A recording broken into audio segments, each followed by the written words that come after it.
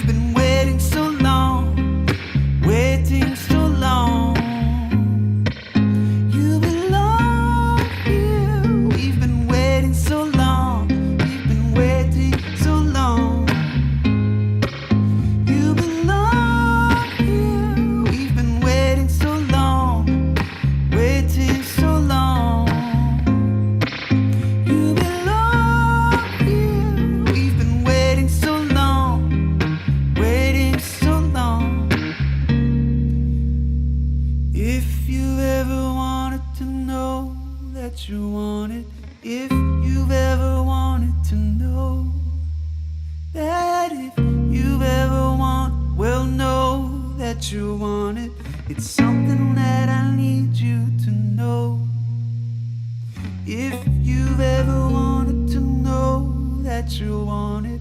If you've ever wanted to know that, if you ever wanted, well, know that you want it. It's something that I need you to know.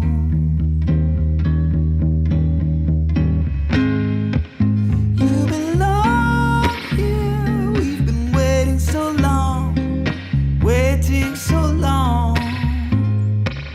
You belong here. We've been waiting so long, waiting so long. You belong here. We've been waiting so long, been waiting so long. You belong here. We've been waiting so long, waiting so long.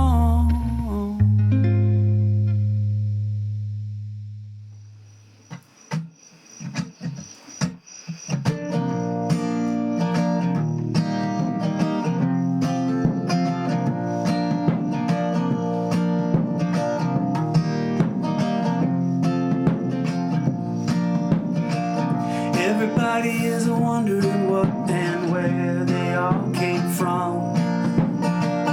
Everybody is worried about where they're gonna go when the whole thing's done. But no one knows for certain, so it's all the same to me. I think I'll just let the mystery be. Some say once you're gone forever, and some say you're gonna come back. Some say rest in the arms of the Savior if it's sinfulness you lack. Some say that they're coming back in a garden, bunch of carrots and little sweet peas. I think I'll just let the mystery be. Everybody is wondering what and where they all came from. Everybody is worried about where they're gonna go when the whole thing's done. But no one knows for certain, so it's all the same to me. I think I'll just let the mystery be.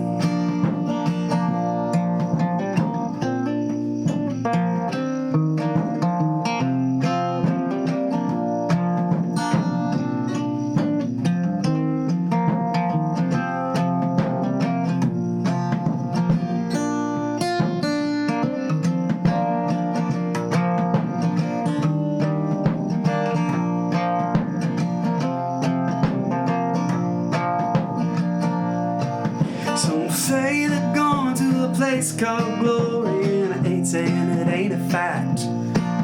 But I've heard that I'm on the road to purgatory, and I don't like the sound of that.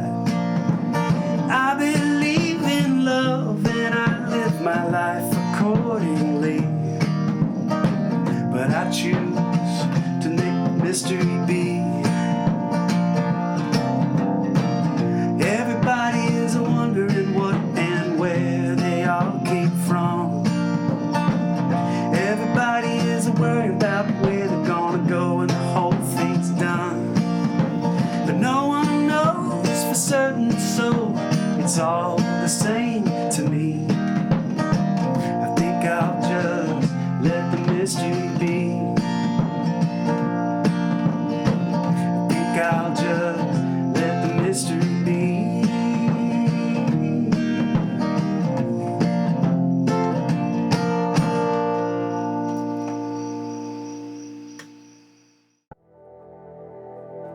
There are many ways we collaborate with each other to be the church we're called to be and to serve how we serve.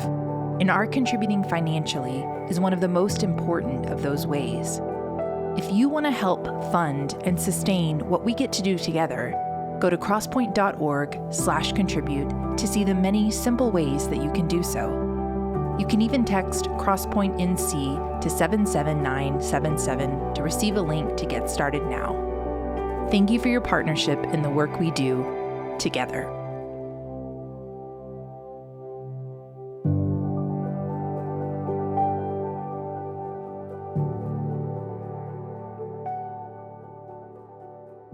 Hi, friends. Before I get into the message, I wanted to make sure that you were aware and understood some of the great group opportunities that are before you as we speak. The staff was just talking about it, and we were wondering, gosh, do people understand how big a deal some of these groups are right now? Let me walk you through them. One of our teachers in residence, Dr. Jennifer Bashal, is going to be teaching a 4-week class.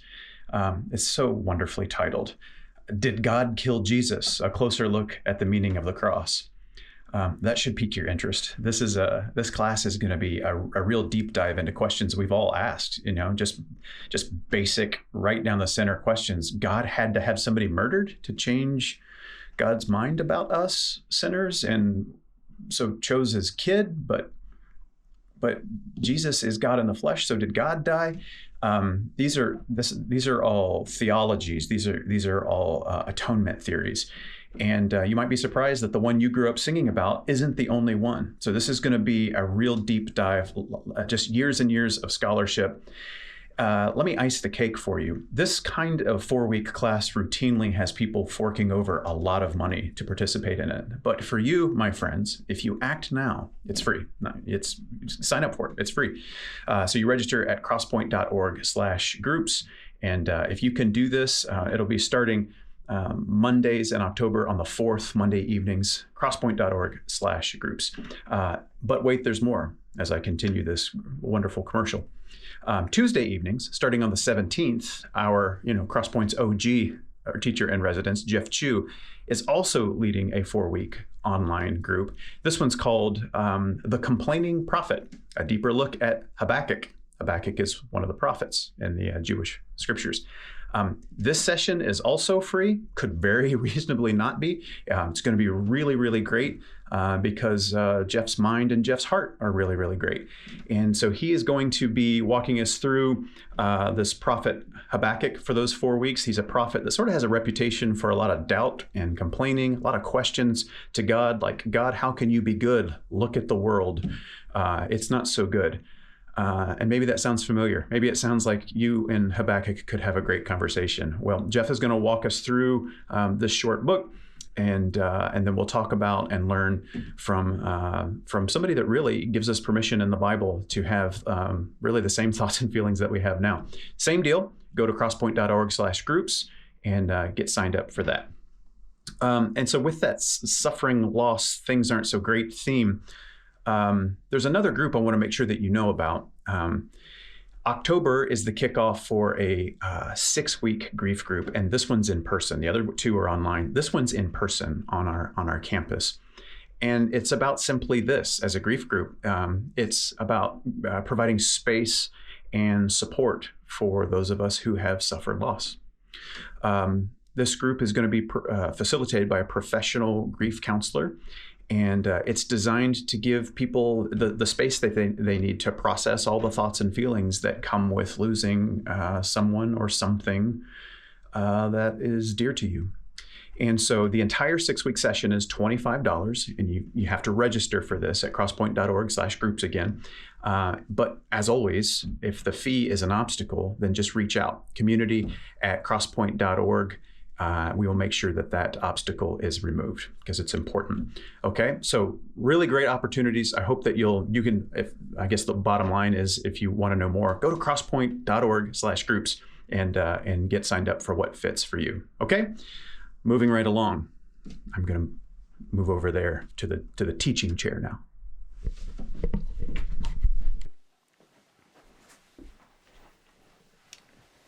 The teaching chair. Who knew? I didn't. So, right in the context of telling his audience about deeper, more consistent ways of thinking about anger and hate and lust, and about how to deepen yourself to love not only people who are lovable, but like, how do you even love your enemy? Right in the middle of all of that, Jesus says this. He says, "You have heard that it was said, an eye for an eye and a tooth for a tooth, but I say to you, don't resist an evildoer. Don't get into an oppositional exchange with an evildoer. But if somebody strikes you on the right cheek, turn the other cheek to them also.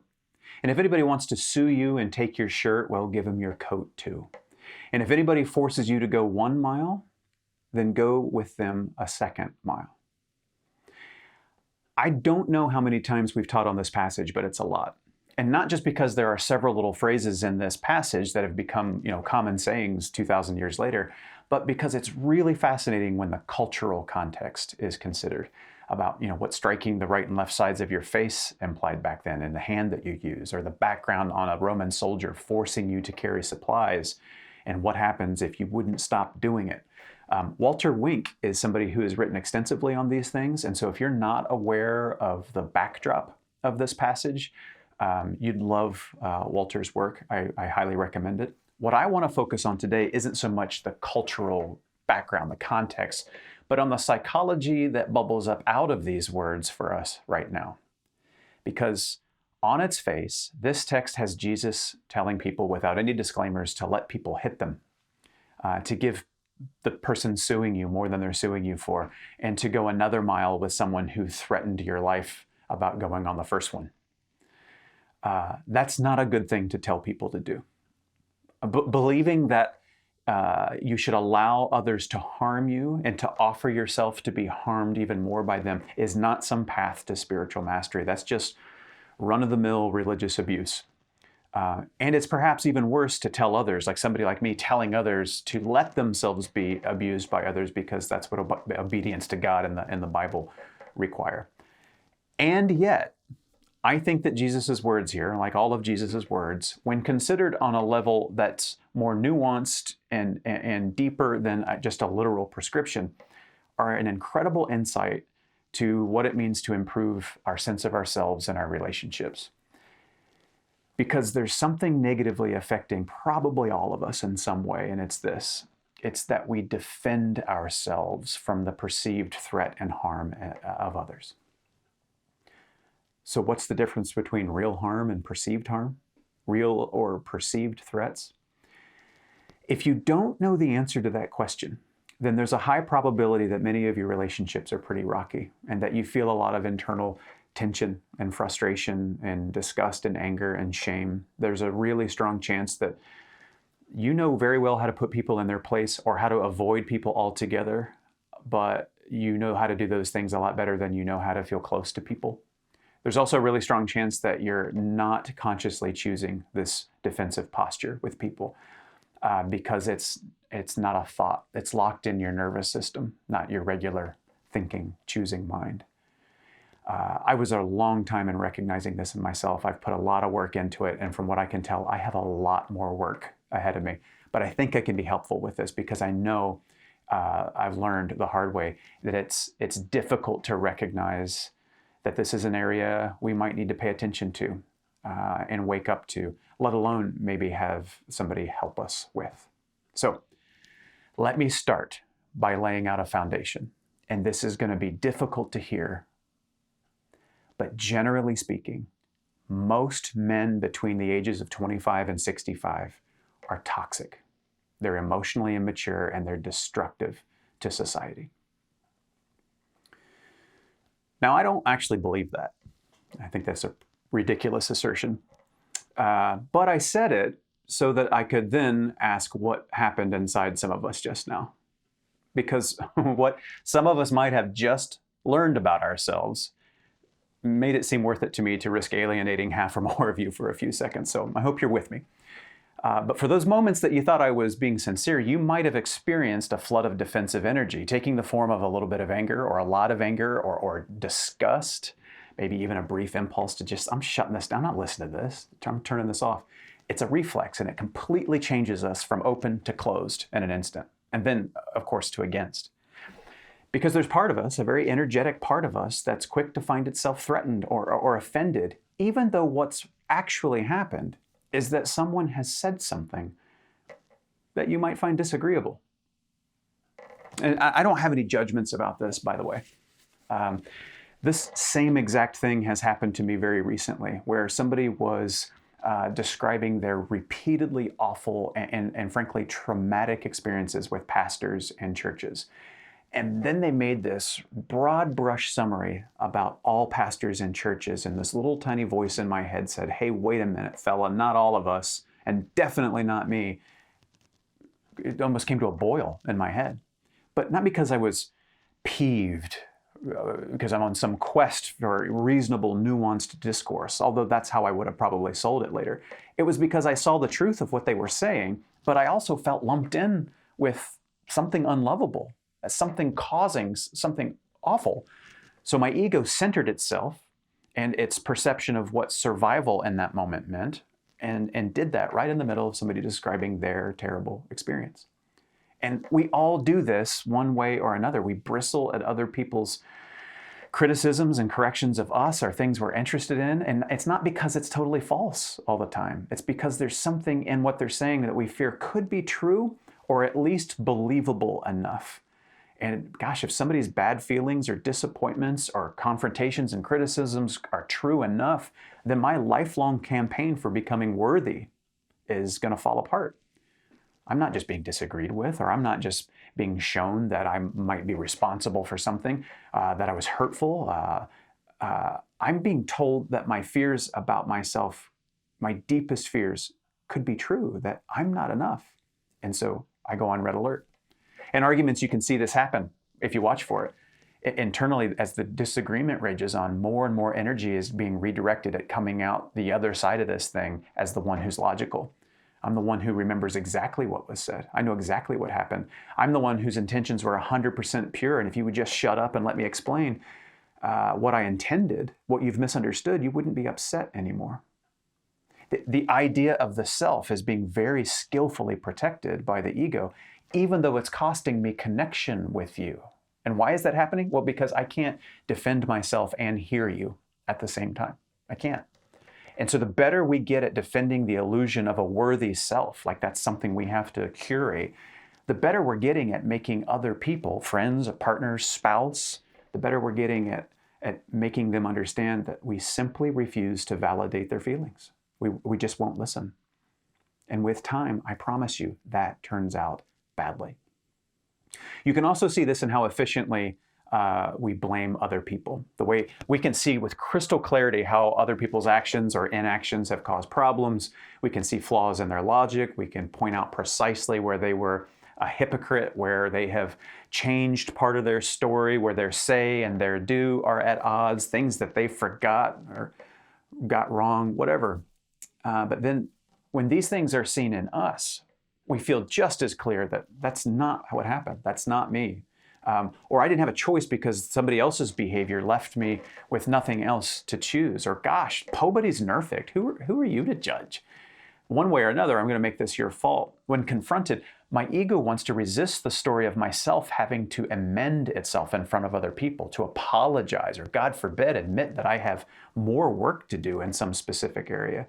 So I export my sense of responsibility and ownership onto other people. That's blame. And frankly, blame and gossip function the same way in this respect. It's focusing the sense of personal responsibility onto what others need to take responsibility for, their flaws, because we get this little hit of superiority in our ego by re-aiming the spotlight away from us. Now, it's important to remember, none of this is happening because we're evil. It's because we've been afraid and desperate for so long that we just, years ago, got good at doing this, at rerouting away from ourselves anything that could confirm our deepest fears about not being what we're supposed to be in order to have our needs met. You can also see this, by the way, in our demands for respect. And we all deserve respect. You deserve respect. You shouldn't put up with disrespectful people. But many of us say we want respect, but what we actually mean, it seems, is that we demand reverence. We demand to be treated special. We demand to be exempted from the rules and the reviews and opinions and even consequences that, of course, other people are subject to. We assert our expertise and experience as a way of canceling out any idea or challenge that contradicts us. Only I know what I'm talking about. We demand to be honored and obeyed. Many bosses and parents and law enforcement and pastors fall into this one, but it can be anyone. This idea, you have to submit to me. You have to comply with my will because I'm right and I'm better. You've got to speak to me with an air of esteem. Nobody talks to me that way, or you're the problem.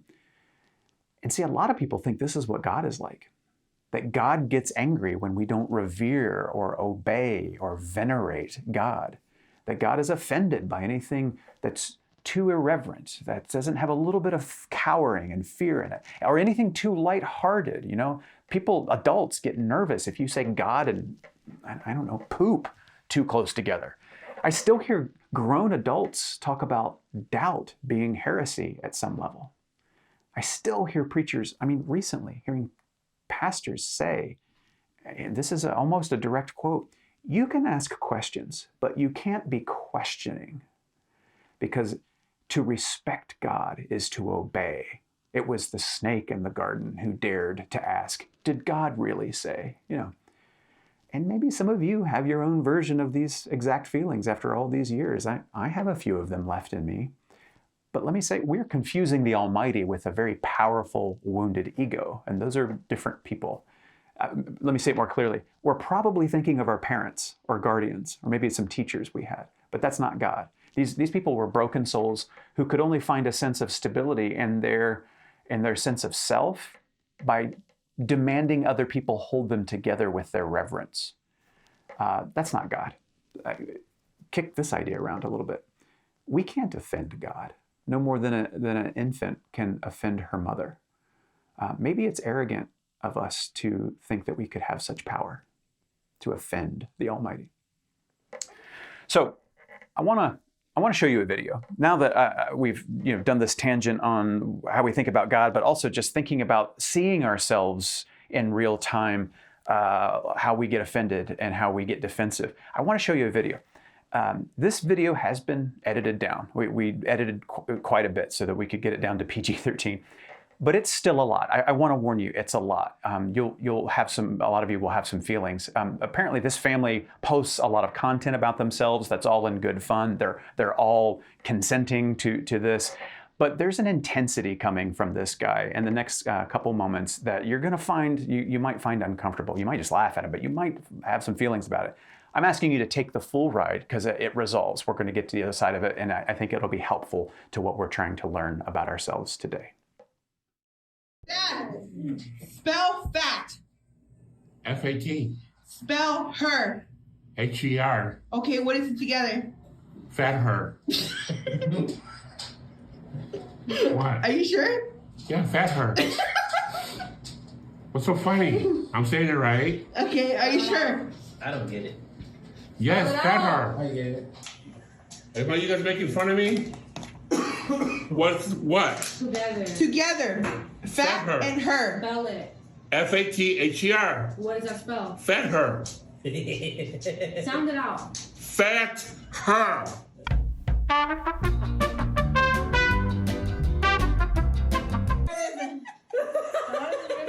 F-A-T-H-E-R. Fat her. You guys are making me mad for real. All right. What? F-A-T-H-E-R. English. What are you? Fat her. What are you to Isabel? Daughter. What? She's my daughter. What are you? What are you to Isabel? Her father. How do you spell father? F-A-T-H-E-R. Oh.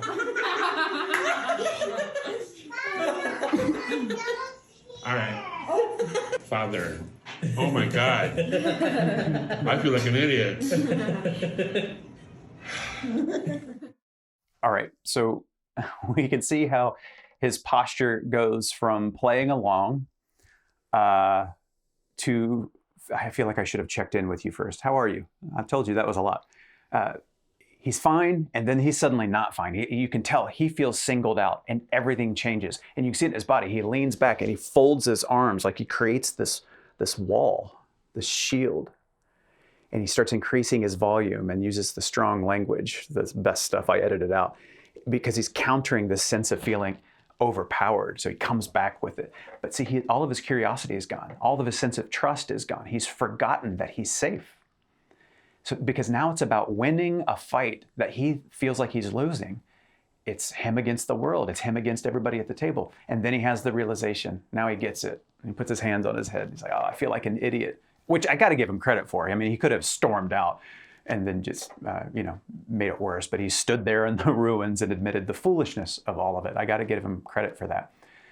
What he could have done is what we all can do in our own maybe less extreme versions of this scenario. Disbelieve the voice in your head, that immediate, strong, compelling emotion that says, not in words, it's a feeling, I have to protect myself.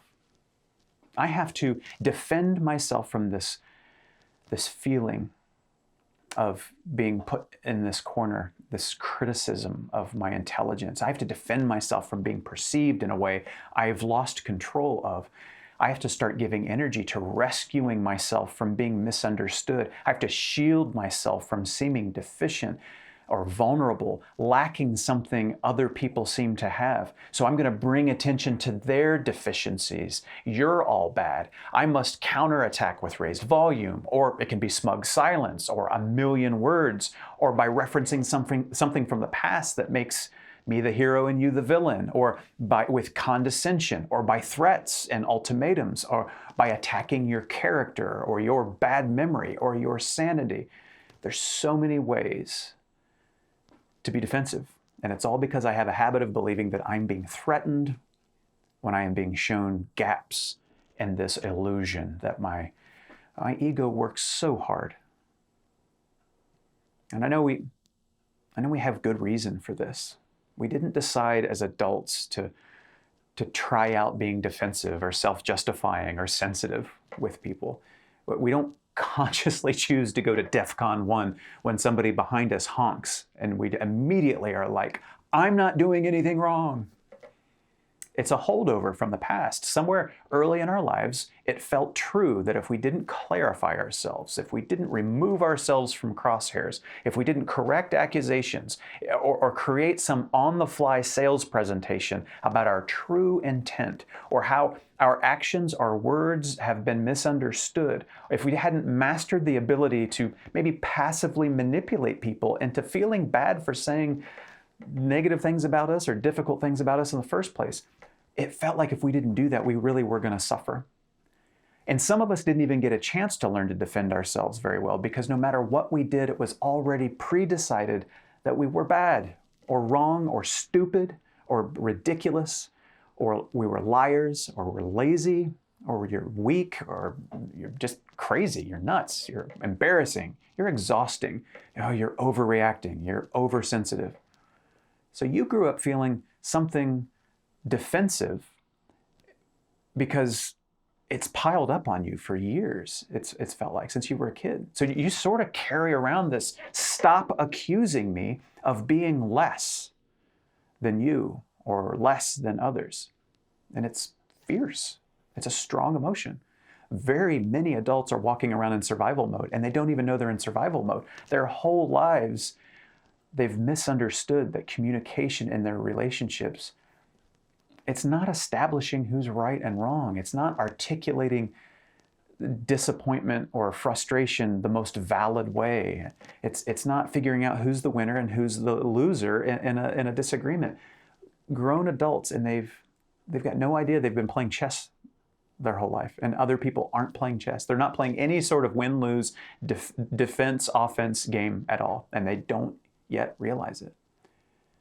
And again, not because they're evil. You and I probably have a really good reason for our defensiveness, and we should be so kind and compassionate toward ourselves for doing what we thought we had to do to get our needs met.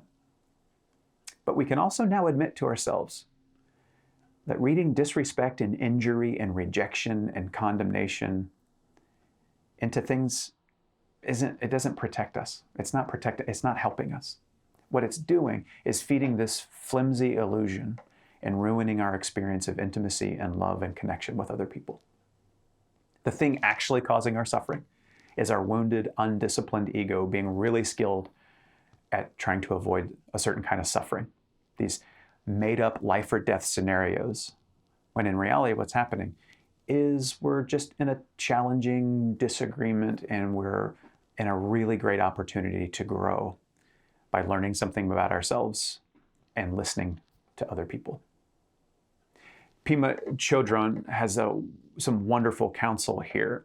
Listen to this very simple but profound way of understanding how we can shift our posture on a lot of levels, but maybe especially here. She says, the peace that we are looking for is not peace that crumbles as soon as there's difficulty or chaos. Whether we're seeking inner peace or global peace or a combination of the two, the way to experience it is to build on the foundation of unconditional openness to all that arises. Peace isn't an experience free of challenges, free of rough and smooth. It's an experience that's expansive enough to include all that arises without feeling threatened. Peace is the experience of being expansive enough, not closed, expansive enough to include all that arises, all that comes your way, without feeling threatened by it. It is possible, though we all have different amounts of work to get there. It is possible to be in the presence of strangers or coworkers or family, parents, your spouse, your ex, and in the face of their criticism or their disagreeing with you, their anger over your behavior or your failings, the thing you forgot, in the face of their being rude or dismissive, in the face of them leaving your text unanswered for a day, 2 days, or they're simply pointing out that you forgot that thing again. Or they're not being impressed about a thing like you fantasized they would be so impressed about. Or their emotional eruption that they won't allow you to fix, and when you tried, they snapped at you. Whatever it is, you can be in the face of those things. It is possible to be in a moment like these and yet remain open and at peace, because the ego is not invited to turn this into something that centers me. It is possible to remain open and at peace, able to include, to onboard all of that without feeling threatened by it. It's possible. And in that moment, despite how you might feel or what's going on around you, when you step into that possibility, well, a lot of people call that freedom. Now you're free to love because you're not defending your little kingdom anymore, because you realize, oh, I don't have to. Now you're free to love. Now you have peace. So here are some steps. These aren't all the steps. I'll talk about this again in a few years when I'm a real guru in this department. But here's some things that I think are super helpful, and I hope that you'll grab a pen and take them to heart. Practice being curious and mindful in the moment about how it feels when you're critiqued. Practice being right there and be curious and mindful about that feeling that you have when somebody is criticizing you, or they're correcting you, they're reminding you of something that you forgot, they're whatever it is. When you're the object of someone else's frustration or disappointment, or even when you're perceiving that you're not being esteemed the way you want to be, you've been forgotten, whatever it is, try to observe your emotions rather than just letting them immediately control you. This is not easy to do. It's super easy to say. It's not easy to do in real time. So it's going to take some practice. It's going to take some time. And so I want you to know, this isn't something you're going to master this year. Whatever year you're hearing this, if this is a rerun, you're not going to have it this year. But over the course of the next few years, it absolutely is something that you can turn into a new habit. I was just a few days ago trying to help my son with an interview he had later that day. And I was just getting ready to start framing some expectations for him, so he'd be ready to crush this interview. And my wife, who also loves our son, but whom my ego suspected in that moment must believe I'm an idiot and a bad father, and I'm incapable of doing words good for him, she's contributing suggestions and prep questions. And they're good. There's some of them I was going to say. There's this little feeling, this little thing in my head that says, why doesn't she just let me do it? I'm not stupid. I've got this. And man, I come back to that little voice so often. And sometimes I accuse her of, over the years, I've accused her of, speaking over me or doing things. It's that little voice that's telling her she has to not do that thing because it hurts the story I'm curating about myself. What I did this time is I just gently gave it curiosity. I saw it fire up. I could feel it. But I didn't give it any space to do anything but exist as a feeling. And it faded pretty quickly because it was really just a reflex without any relevance. Christy's far more practical in that space. I mean, she's just really great in that space. And she loves her son. She wants success for her son. Ian benefits from her participation, which means I do, because when he wins, I'm winning. The only thing not benefiting in that is this little shaky part of my ego that's, still under construction and always will be, that's trying to protect the silly little story of me as the one-stop shop parent. Like when I was done talking to him, Christy was going to go, "What did you say? You should write a book on parenting." All of this passed in a minute. Used to last a lot more minutes than that. But maybe not even a minute. It was gone. The ego counts on us moving forward with that justified feeling without considering anything else, without pausing to observe it curiously. But if you pause with that gentle curiosity and practice asking, well, why does defending myself, why does getting involved with this negative emotion, taking this with me, why does defense feel right now? What's the end zone I'm protecting right now? What's the territory I'm fighting invaders over right now? What would happen if I just didn't fight or flight or freeze, but I just stayed open? I'll tell you what happens. Everything was better. Now, very much connected to this curiosity and mindfulness is this, and it's kind of an admission that highlights the work you're doing in real time, but it's really helpful. It's this phrase: "This is where I usually become defensive." If you're practicing curiosity and mindfulness about your emotional reactions in real time, you can use this phrase along the way until this acknowledgement becomes part of the habit, this habit of awareness, to be able to say, "This is where I usually become defensive," to yourself, or you can say it out loud. If you decided to be vulnerable in front of people and admit these things, saying it out loud is really helpful, especially to the person that you're normally defensive with. It's a huge step in identifying the exact moment that the ego is going to do its thing, that exact moment that you would normally create conflict rather than use this opportunity to grow and make the other person feel heard. Even if you don't agree, they feel heard. So you can say it to yourself. Like I said, I'm trying to say it out loud or some version of it. And now listen, don't say it like Bruce Banner, buckle up, this is where I become defensive. It's not a threat. It's a de-escalating admission for yourself. It's rooted in this desire that I want that true peace, where I'm so open and expansive. I can take on board whatever is arising in front of me without being threatened by it. This isn't a fight. This isn't chess.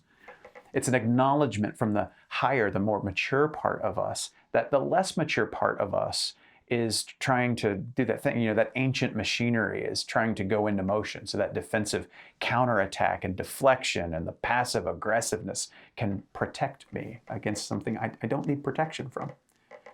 And you're going to give it, you're going to gently give it no ability to dictate your words. So when you're acknowledging it, you're saying, I see it, I'm not going to judge it. This is normally where it pops up, but I'm not going to give it any space to tell me what my next words and actions are. I'm going to observe it and feel it. You still feel it. You still know it would actually, what it would feel like it would feel like relief. It would actually feel pretty good just to go ahead and let something start flying. I'm going to start correcting what's clearly wrong here, or I've been mistreated, or I'm going to reassign blame, or I'm going to get condescending because I feel like you're condescending, or I'm going to dismiss what you said as stupid. I'm going to laugh at it, or I'm going to just bite your head clean off at the neck because nobody talks to me that way. But you're acknowledging, yeah, that stuff feels like the next thing I want to do, but no, that posture has not blessed me. And it's not blessed any of us. It drives a wedge between us and others. And it's left those that we love feeling like I just don't want to go through the pain of telling you the truth anymore. So now we admit, okay, this is where I would normally become defensive, but I'm on a different path.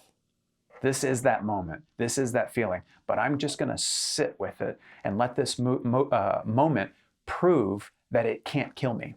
No matter how uncomfortable it is, I'm going to come through this fine.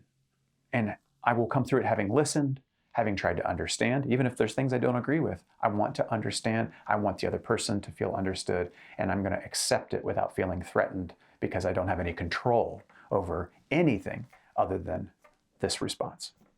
Psychologist and neuroscientist Stephen W. Porges, he points out that to switch effectively from defense to social engagement strategies, the nervous system must do two things. One, it has to assess risk. So in my wording, you have to get good at recognizing in real time that someone's critique of me, they're not respecting me on my terms, they're highlighting something I haven't done or said well enough, especially if they do that highlighting in front of others, to be able to see that that's not a threat to me. It's uncomfortable. It's not a threat to me. My ego just feels really exposed. 1, accurately assess the risk. And then 2, if the environment looks safe, and it probably is, inhibit the primitive defensive reactions to fight, flight, or freeze. If we're practicing curiosity and mindfulness in place of our, just following our misplaced emotions wherever they want to take us, if we're able to honestly identify this is usually where I become defensive, then we can actually learn to inhibit, to tame the nervous system and move forward with others very gently and lovingly, while that defensive energy is still learning to wind itself down. And you may go the rest of your life feeling those mechanisms wanting to fire up, but your gentle discipline is to not let that part of you, run with the ball. Out of a desire to be more loving, for peace, for living out of your openness, you will have mastery over it, even though it's still in there banging around. And for many of us, after a while, it actually starts to feel not so much like trying to inhibit or tame part of yourself. It actually just starts to feel like there's part of you that makes you laugh. I mean that. You can feel the flood of defensiveness. Like, there's this schoolyard bully who's still in your head that's hell-bent on not letting anybody pick on you anymore. And you can just smile and say, thank you. That's way irrelevant. That's not necessary anymore. Thank you. We don't need to take ourselves so seriously, is what I'm saying. I love how this is captured in the Message translation of Micah 6:8. And this is a fundamental text for understanding the entirety of Judaism and Christianity. It says, God's already made it plain how to live, what to do, what God is looking for in human beings. It's quite simple. Do what is fair and just to your neighbor. Be compassionate and loyal in your love. And don't take yourself too seriously. Take God seriously. I love that. Don't take yourself too seriously. Take God seriously. That's a different way of thinking about what it means to be a mature person of faith.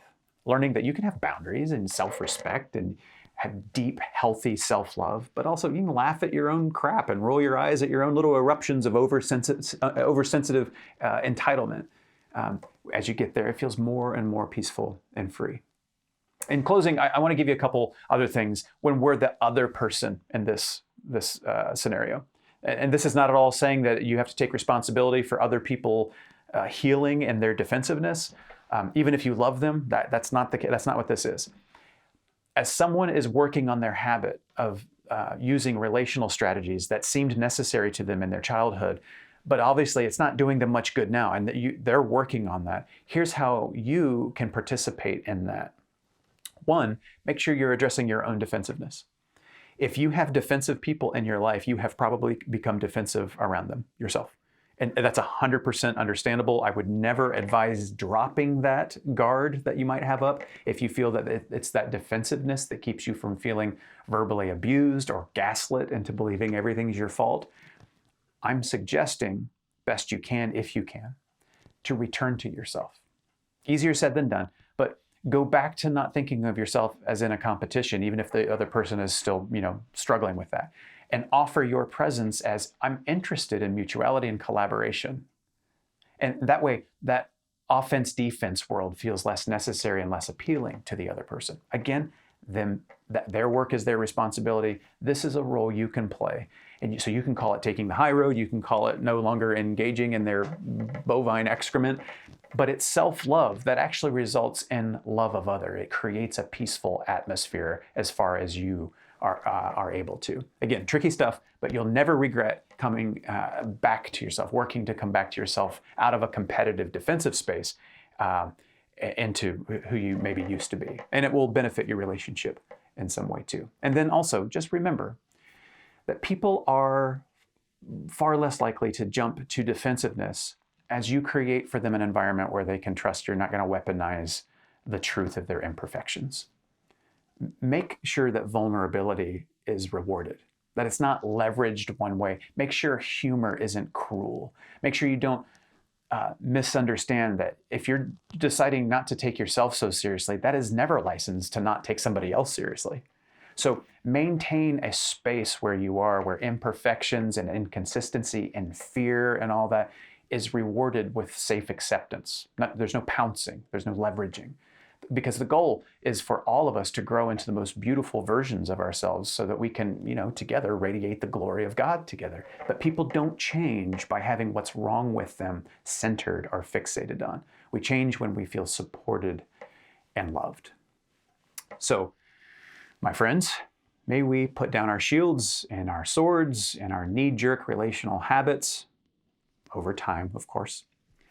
And may we instead learn to bear the discomfort of being hilariously inconsistent and error-prone and forgetful, beautiful fools who don't have any control over their own feelings or anyone else's feelings, and yet can take it all on board without being threatened by it, and are therefore free to radiate kindness, listening, peace, and love.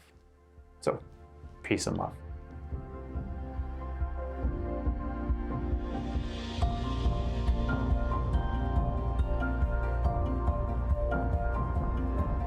If you would like to know more or get connected to Crosspointe, go to crosspointenc.org.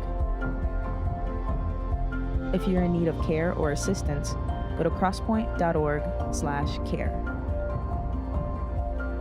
And welcome home.